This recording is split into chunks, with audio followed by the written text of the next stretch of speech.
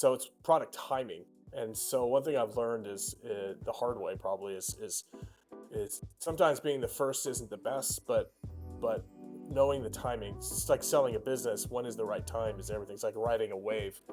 I love to surf, so you got to find that right wave when you want to sell your business or when you want to launch a product.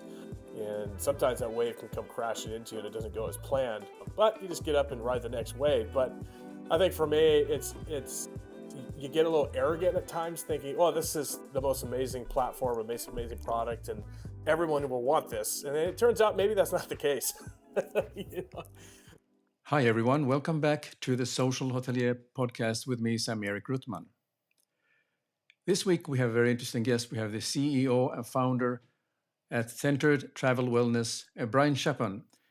Brian Chappon is a seasoned traveler and a visionary in the world of global entrepreneurship.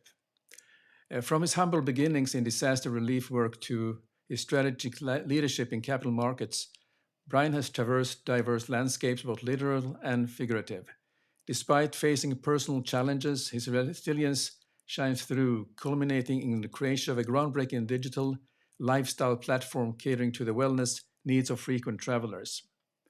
Today, Brian leveraged his expertise to spearhead investments in startups across lifestyle, hospitality, and wellness sectors, shaping the future of travel with innovation and compassion.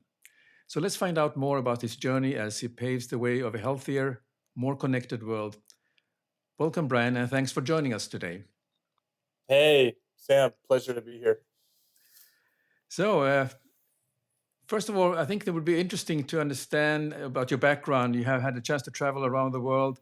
So tell me a little bit about your journey and professional experience and why you founded Central Travel Wellness and the creation of the digital lifestyle platform. Yeah, it's been a cool journey. Lots of ups and downs for sure, but that's with any startup and when you're trying to launch a big vision with no means whatsoever. I remember once I heard a lecturer state that a true entrepreneur is someone that takes something out of nothing. And that has definitely been the case with our team and our journey and the evolution of our businesses. I think I always had a spark and fell in love with travel. I grew up in Seattle in a pretty blue collar, lower income neighborhood, and I lived about 10 minutes from the airport. And every time I'd see planes coming, I just wanted to go somewhere. So as soon as I possibly could, my parents were this great hippie family. Literally, I'm talking hippies. Our trips were road trips and sleeping in tents around national parks. One time our parents decided they were going to drive from Seattle to Mexico City. Can you imagine in the 80s doing that? It was not probably the wisest thing to do, but they had friends outside Mexico City. And so they piled my sister and I in the car and off we went. I think it took us 3-4 days to get there, which is actually pretty quick considering. And I think that's what just planted a seed. I always had a desire to see the world. I remember my senior year of high school, I was either going to be a professional athlete or work in some form of economic development, even though that wasn't really a term back then in the 90s, but had the opportunity to serve and do that overseas. Lived in the Philippines and then all over Southeast Asia. And then when I came back, I think it was part of my mom's roots from New York City, where she was from. I felt, maybe I should learn the language of finance. So I dived into an internship program on Wall Street. This is the summer of 9/11. So the timing of that was quite interesting. And then after that, I shifted back over to the Middle East and spent some time there, and then came back to New York City around 2000. I think it was 2005, 2006, and moved there permanently and kind of fell into finance. That was not really where I was thinking I would go. It was never a suit, but I ended up being one. It's interesting in life how you have to, rearrange and re-evolve. And so I think I've had a lot of change and evolution of where I thought I would live my life. So it's been cool though. It was never easy. So always startup worked with. We formed a fund back in think it was '05, '06, and things were going very well. And then '08 crash happened, and it was pretty bad. I like to say my life was like a country song. Lost the house, the wife. Didn't have a dog. If I had one, I probably would have lost that too. And it was the best thing that ever happened to me, because it really, you reassess what is your values, what is your vision, where are you going. Both your personal life and your business life when you're an entrepreneur are always blended, and it's that blending that is very hard for some people, because you lose friends, especially if you go through a divorce, and you get very intimate and personal when your life is blended together. When a lot of people, if they work in the corporate setting, they can set that aside. They can live a compartmentalized life, so to speak. When you're an entrepreneur, it's not that way all the time. You probably know this, Sam, right? It's a lot more complicated. And so those days, I really cherish them. I literally was at a point where I had to figure out how to live on New York City with $5-10 a day. Some days none, and it was not easy. I could have moved back home. I was getting into my late 20s, early 30s. I could have done that, but I was like, New York City's not beating me. And I think I had a chip on my shoulder a little bit to prove people wrong, which sometimes is healthy, sometimes is not. But I just plowed forward, and took some time. Didn't think I'd ever start another business again. And then we kind of jumped into the airport lounge business. Literally cold called Heathrow. They didn't answer me. And showed up at the airport, and that was around 2013, 14, and 15. And I kind of got inspired to start another startup, and here we are today, out of the airport business and into travel platforms and concierge business, and just seeing the evolution of where concierge and the digital age that we're in, and how it was done wrong, and seeing how airports and travel is it's not an easy process from going from point A to point B, and it's kind of one of those things. Why do I have to feel terrible from going to point A to point B? We always, as our team, had a passion, and then we kind of came up with the brand Centered, which was a good name, a good brand. But that business had its ups and downs for sure. Like there was a point where we realized, okay, we're going to launch this thing. It was right before the pandemic, and the name itself and what we're doing, some people it resonated with, and others it didn't. And that happens when you're a startup. So I have to say I'm proud of sticking with it, because we had to shut actually that business down and go, okay, well, we were pretty risky trying to launch something in the middle of the pandemic. But what came of it is a beautiful platform that we built today. Had to start a whole new business, whole new team. And that happens sometimes. It's painful. It's hard, because sometimes you don't want to give up that vision. But I kind of learned from the '08 crises and others that sometimes you have to put things on the altar, let it die, walk away from it. And because sometimes we try to control things too much. And so my journey has been a lot of more failure than success. We've had our successes. We definitely have financially. We've had some successes as well. But a lot of it is just perseverance and a lot of failure, and reassessing what are we doing, why are we doing this, and I think once you put that vision in head and it's clear, and what platform we built today, which is called Ask a Concierge, it really is a beautiful thing, because I think if you stick with it and what we've done and where we've had people come and go in our team and literally shut down the Centered business to start something fresh. It's never easy to do that, because I think a lot of people just give up. But we knew we were onto something 5, 6, 7 years ago. It took us a while to kind of figure it out. Yeah, I'm kind of interested about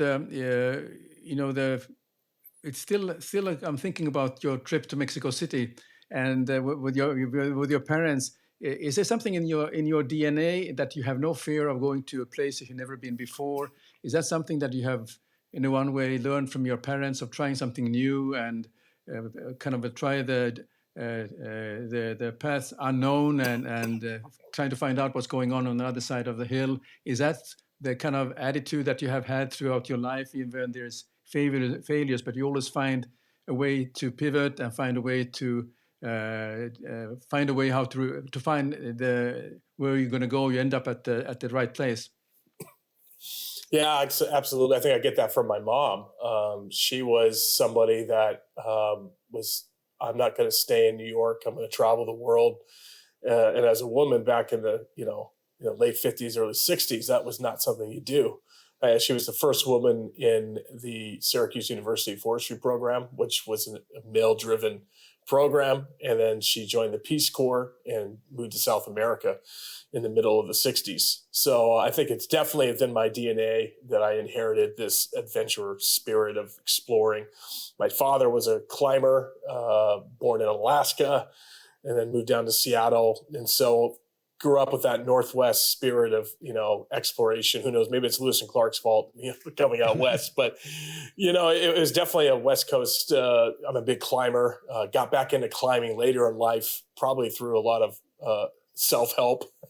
Yeah, and climbed a bunch of mountains and focused. That was a good way, and ran a bunch of marathons to kind of get through that stress of failure and refocus. But yeah, I think that Mexico City trip was definitely something that probably planted a seed in me to travel the world, go to dangerous places. Yeah, sure. I mean, I think the problem with people like me is sometimes we don't even think it's that dangerous. And I think you're very self-aware of your surroundings, of course, and you have your training and so on. But I think there's just this, and that can be dangerous too. But it's just a sense of adventure and that spirit definitely came from my mom, especially. Yeah, but I think in this kind of travel, because I can relate to what you are talking about, is that you have your antennas out and you're kind of observing your surroundings all the time, and you're sensing, is this going to be okay? Do I have to do something else? I mean, this is what I have also experienced through the places I've been traveling and so on. I haven't had, I had some adventurous life, but more on the always work related mostly. I mean, since I've started my career in hospitality, but when I went to a new place, I was just very curious and I wanted to learn everything I could about the place and see what good I can learn from that, and then kind of expand on with my experience. But I'm actually interested, but sort of maybe some pivotal moments you already talk about, or key learnings from your journey, how your service that you're doing now has been accepted by travelers. If you transition to what you're doing today and the kind of business you're doing, what are some kind of key learnings from your journey, or what you call failures, but and successes that now is part of that program that you're doing for the travelers? Yeah, I think building something for yourself is always so important. I know for myself that I really wanted to build something that was for me, right? If I'm going to use this, you assume other people were, and that's not always the case with product building, right? Sometimes you think, well, everyone does this, but I do think what we learned over the last 5-6 years was,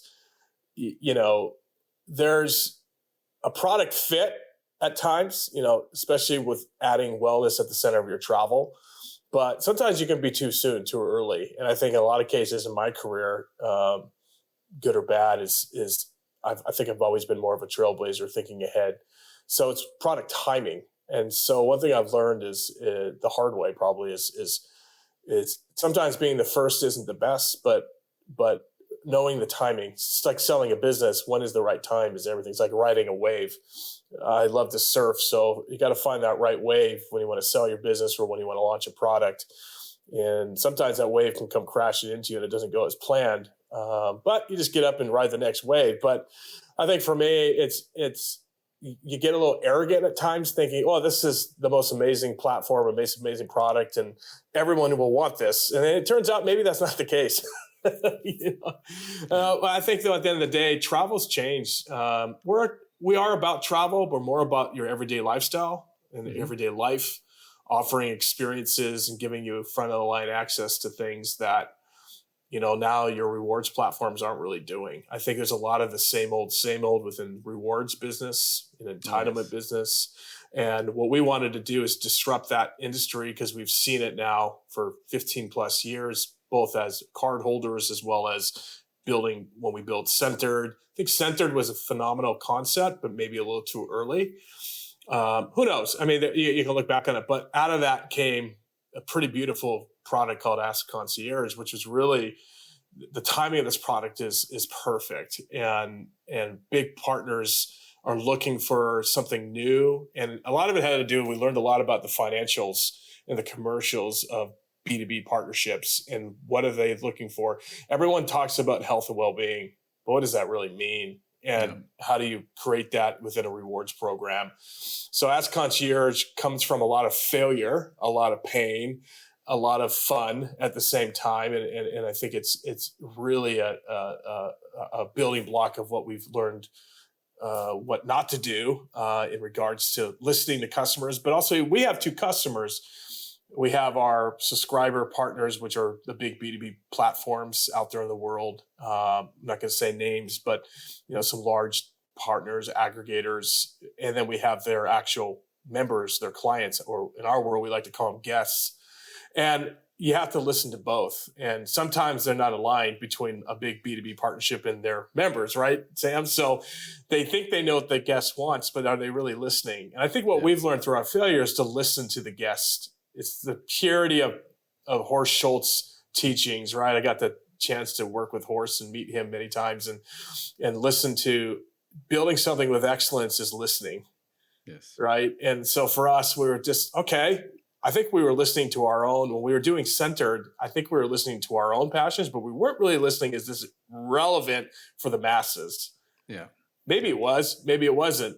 Ask Concierge is a product that we really started to look in the mirror of our business and go, okay, I think this is the right fit for everybody in the world should be using this. Yeah. Whether they want to find something. In terms of the hospitality aspects, have you partnered with someone who brings, let's say, the hospitality expertise into that equation, or how do you operate? Yeah, we do. We work with some of the best people in hospitality, and we really listened to them, what their needs were. Can't say names here just because we're about to do a lot of PR coming into the next year, okay. But you would know probably a lot of the same people we're really listening to their concierge issues.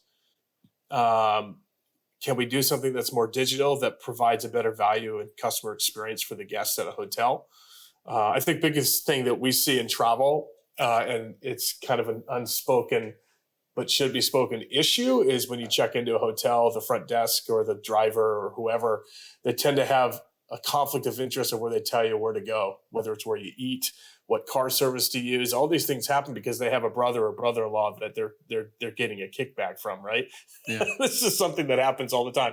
Our platform solves that issue. We're getting something that's not biased, that's not kickback, that's actually giving you, if you're going into Rome, a true restaurant that's of value and a great experience that's curated by us. And same with driver. I was in New York a couple months ago, and I saw someone at a hotel that I've stayed at for 18 years. And I noticed the front doorman was recommending a car service. That car service was going to cost that person $180. And I said, no. You can get in a cab to JFK for $65 to $70 flat fee. That's the type of stuff that we're solving. It's simple, it's little, but it gives and creates trust, because that is ridiculous. And this goes on because so many people that travel to New York or London or Rome, they don't know. They don't know unless they're a discerning traveler like you and I. So what we're really trying to do is just is give people the power to be a discerning traveler, and that could be from picking the right hotel to picking the right car service to picking the right place to eat or work out. Yeah. But if you take an example of, I would be traveling from, let's say, from London to Los Angeles, and I would use your services. Then how in practicality would it work in terms of selection of the place to stay and all the associated services that through the concierge services I could buy or could get? How does it work in practicality?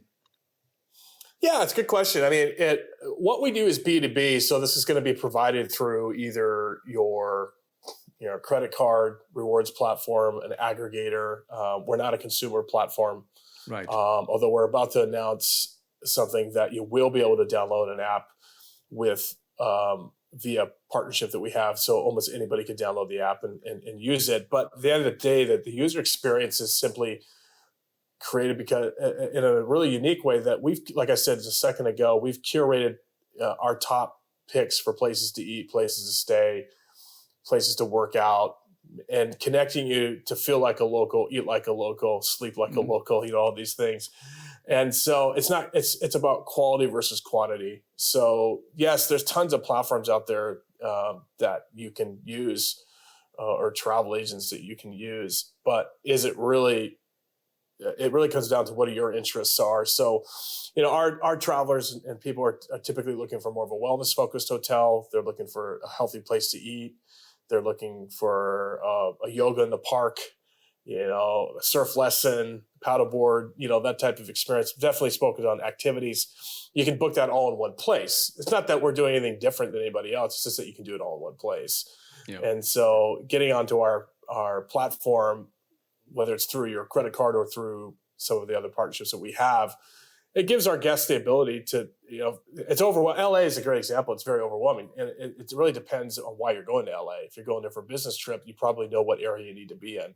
Typically, we'll have offers based on an area that you're searching, whether it be Santa Monica or would it be West Hollywood, and then from there, we have offerings that pop up around that area. Some of our offerings are free. Could be a pickleball court, could be a tennis court, could be golf, it depends. So not everything we do is a cost to the user. It's more of just the ability to connect you to the local area. Right. Yeah, I think in our early discussions, you mentioned something about human-centric focus. And I was wondering, could you speak about what it actually means to you and also how it relates to the business you're doing in terms of the kind of the services you're providing? Yeah, that's my favorite thing to talk about. I grew up with family and small business, restaurant catering business. So small business is part of my DNA my whole life. And I think now more than ever, small businesses around the world suffer. There's many reasons why. I think AI and technology can scrape away their profits and their margins. There could be many different reasons why small businesses are suffering. So we onboard merchants and suppliers for free onto our platform, and we let them be found, and we handpick them, and we don't gouge. We don't take a major percentage. If we were to look at other competitors in some ways of ours, from MindBody to ClassPass to others, they take more than 50-60% of a booking. And what we're seeing now, even in restaurants with new AI bots that are happening within Resi and OpenTable, they're scraping restaurant times and trying to resell them and not share the revenue with the restaurant. That's happening right now, and that's only going to continue to happen as we move forward with this every hour change of AI, right? So for us, the human-centric focus, when you get onto our app, you're actually talking to a real person. Nice. So if I want to book a yoga studio, that yoga studio is getting a request from you, the user, directly to the front desk, or in a restaurant, the maitre d'. And the maitre d' at a restaurant, say you want to get into Keen Steakhouse on Friday night tonight in New York City, they're probably not going to give you that reservation, but with us, they will. And how will they do that? This is what's so cool about our technology. It's so human focused. You're actually messaging the Keen Steakhouse maitre d'. He sees that it's an Ask Concierge user, and he says, listen, I can get you in at 7:30 p.m. I know the ROI of my table. It's going to be $500 minimum spend.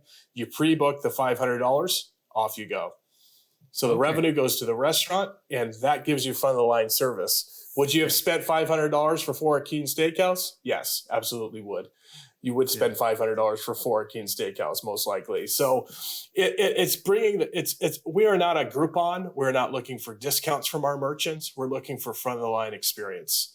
And I think that's putting that humanity back in the deal, where the merchant is being able to name their price. They know their value. We're not trying to scrape profits from their offer, so to speak. So that's what makes us unique and different.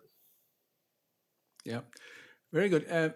As many of the listeners know, I love technology, and here at the Social Hotelier, I always want to bring that up in all of my discussions with my guests. And the only way to keep up with the new demands of travelers is to keep up with these latest and greatest things. And nowadays, there's self-check-in, digital concierges, and keyless entries. I'm just curious what is your view on automation in hotels?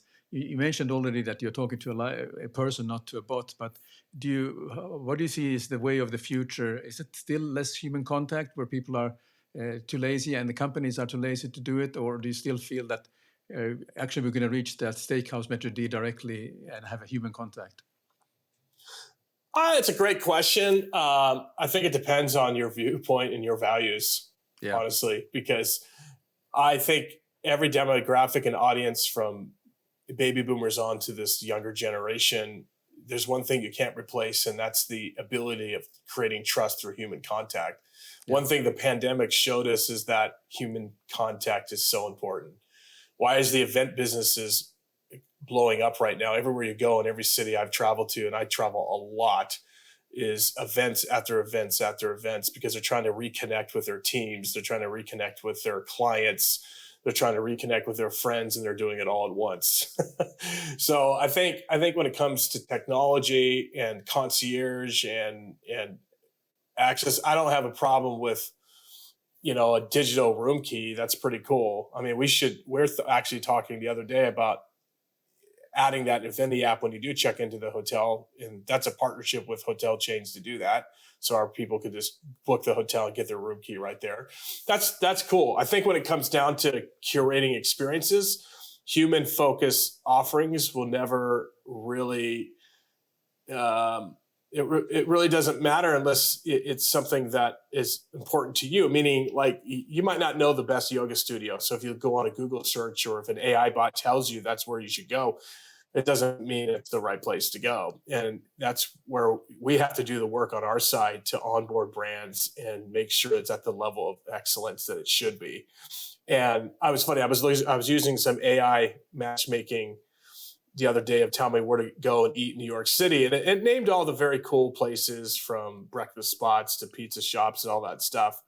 But what happens is that can get diluted really quickly. The experience, it doesn't mean that's the best place. It's just because AI tells you, it doesn't mean it is. So I think it'll be interesting to see, where that goes. But data right now, AI is showing some interesting data, but there will be a bias nature, like a Google search payment, right? That'll happen with AI. It has to. Sure. Yeah. Very good, Brian. I have two more questions for you before we wrap up this episode. And one question is that I always like to ask my guest, besides what we talked about, what are the other trends that you see happening in hospitality that hoteliers should take note of? Either it's from the customer point of view or from the industry point of view. Just any thought that comes to your mind. Well, I think since the pandemic, the one thing I noticed again was everyone talks about wellness. And to me, it's kind of silly, because wellness is so generic and broad. What wellness means to you is going to be very different than it means to me, probably. And so I think the hotel industry in general just thinks if I add the word wellness, then it's going to satisfy this next generation of people booking experiences. It's not really the case. I think they have to do a better job listening. So I think the trend right now is there's a hold. The smart hoteliers are waiting and kind of seeing what's happening with technology, what's happening with AI, what's happening with wellness, and I think not jumping out in front and trying to create something that frankly isn't relevant to the guest. But I also see a lot of people trying to create stuff that says the word wellness, and they're just putting that on there thinking that's going to work. It comes back down to what I said earlier, is listening. Just because, bigger hotel groups are saying they have wellness hotels, what does that really mean? I think that's a cheap way of trying to identify through branding and marketing. That doesn't mean anything, So I think there's a lot of technology. I think AI is too early. It's changing by the hour. Sure, we use some AI for certain things in our tech for sure, but at the end of the day, the trend, I think, if you listen to our colleagues, is how do we keep the humanity within travel? That's very well said, Brian. So I think that finally, if people want to reach out to you and find out, how can they find you? What are either it's on LinkedIn, or do you have a website, or how can they reach you to maybe continue a discussion or have any particular comment from this episode? Find me on LinkedIn. We'll be announcing a new website with the brand that gets to know us a little bit more. Right now, we've been very quiet on purpose. working with our partners. But yeah, you can find me on LinkedIn at Brian Chappon, Chappon. I'd be happy to talk to anybody. I apologize that my connection limit I guess I've exceeded it with LinkedIn. Didn't know that was a thing until a couple of weeks ago. So if you try to connect with me, just message me. Thanks for joining us this week on The Social Hotelier Show.